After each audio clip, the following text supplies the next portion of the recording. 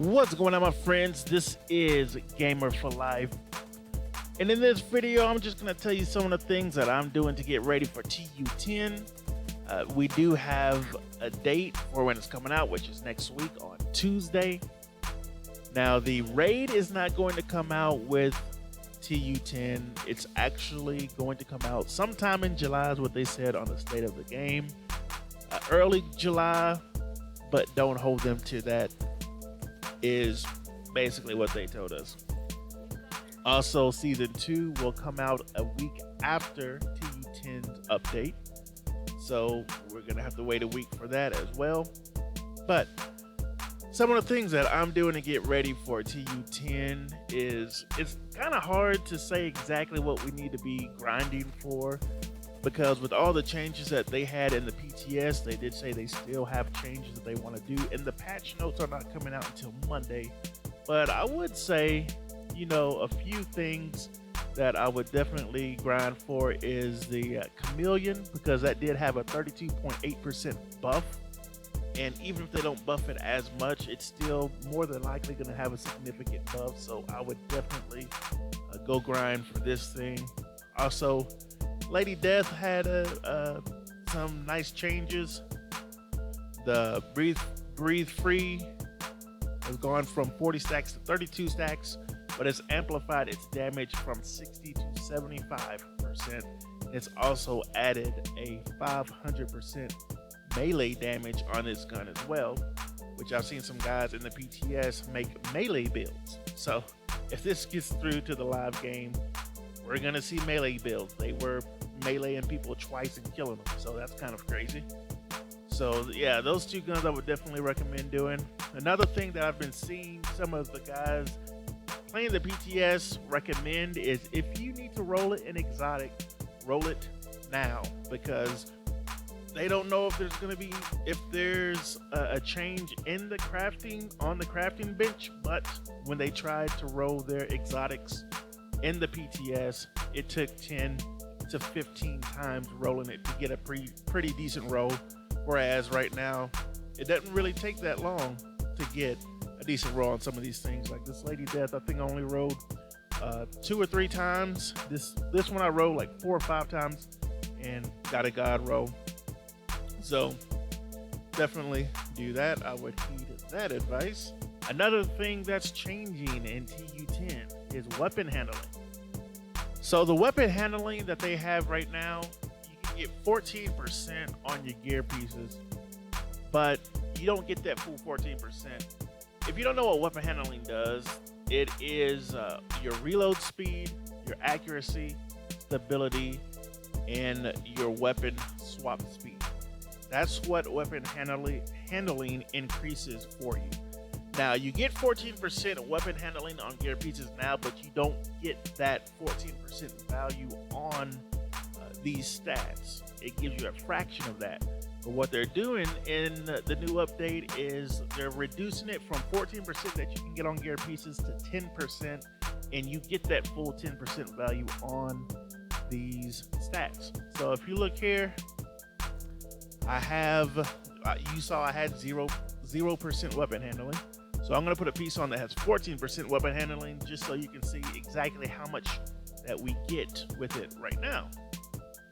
So I had 10% accuracy, stability, and reload speed, 0% swap speed. And you can see now I have 13.5% reload, accuracy, and stability, and the weapon handling went from 0 to 4%.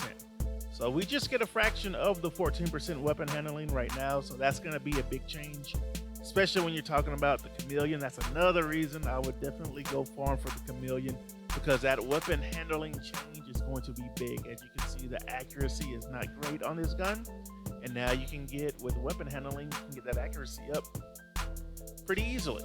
So I would definitely farm gear that has weapon handling. If you don't have maxed weapon handling in your library, again, farm gear with weapon handling and get it maxed out. Another thing that they are changing are the vendors everywhere. As the patch notes say, removed For the vendors, added named items to both open world and dark zone vendors, increase prices for named items, increase item quality for all vendors. That's the big thing, item quality. Vendors will no longer sell superior quality items at maximum level. So that's going to be a nice change. So if you don't have a lot of credits, go farm some credits, go to the DZ if you need DZ resources. And if you're not aware, because I've actually had people asking about DZ vendors, where are they? Because they don't know where they're located. They are at the entrances. If you just go to the DZ entrance, before you get into the DZ, they are right there. They have the vendors. I'll show you. And these vendors, they have a lot of purple items too, so it's going to be a nice change. Getting rid of all of these purples, getting the gear sets, the named items, and also you'll have a chance to get DZ exclusive name items out of these vendors as well.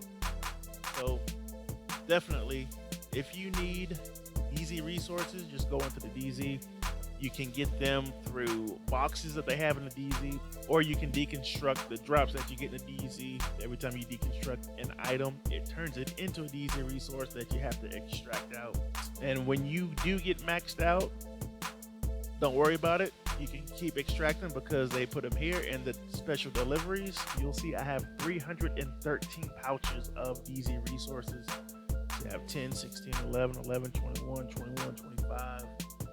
25. So yeah, so I have a lot of DZ resources in here, so I would definitely do that because you could possibly get DZ exclusive named items from the vendors. You just want to make sure you have enough DZ resources to buy whatever you want, right? Another thing that I'm doing is making sure I'm filled up on my resources. One way you can do this is by leveling up another character. Now, if you didn't know, when you level up a second character, when your second character hits level 40, and after you defeat Keener and have access to his watch, then your second character's watch automatically goes up to the shade level that your main character is at. So I'm at shade level 1335.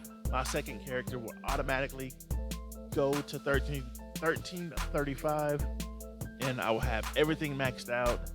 And on top of that, I will have every scavenging point that I have gotten on any of my characters on that new character.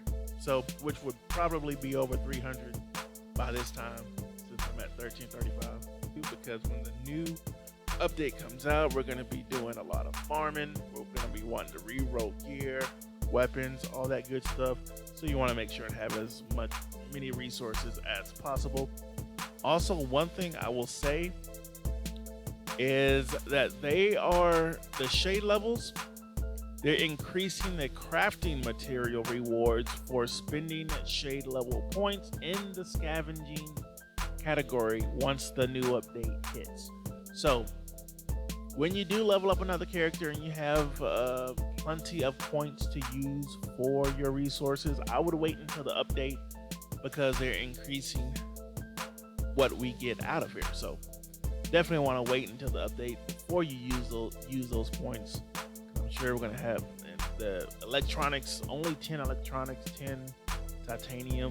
It says they're going to increase it. So, well, I'm not exactly sure about how much, but they are increasing those material rewards. So we'll see. Anyway, so that's, just a few things that I'm doing to get ready for TU10. Hope that's been helpful to you guys. And yeah, that's it. As always, YouTube, take it easy.